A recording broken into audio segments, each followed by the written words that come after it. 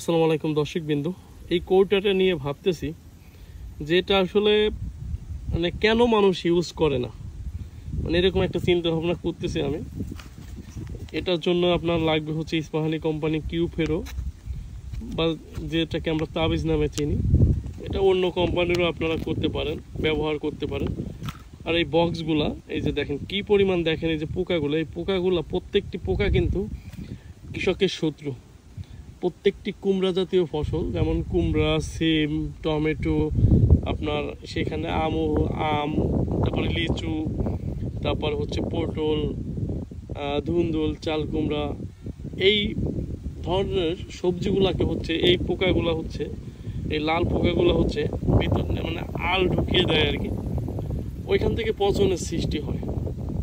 ওই সবজি আপনি খাইতে পারবেন না বা বাজারে বিক্রিও করা সম্ভব না, মানে এমন একটা পরিস্থিতি তৈরি করে এই পোকাগুলো।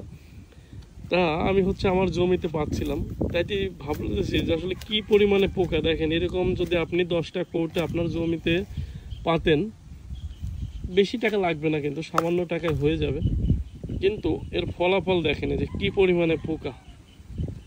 আর যারা ছাদ বাগান করেন তাদের জন্য তো আসলে বলবো যে এটা একটা আশীর্বাদ স্বরূপ।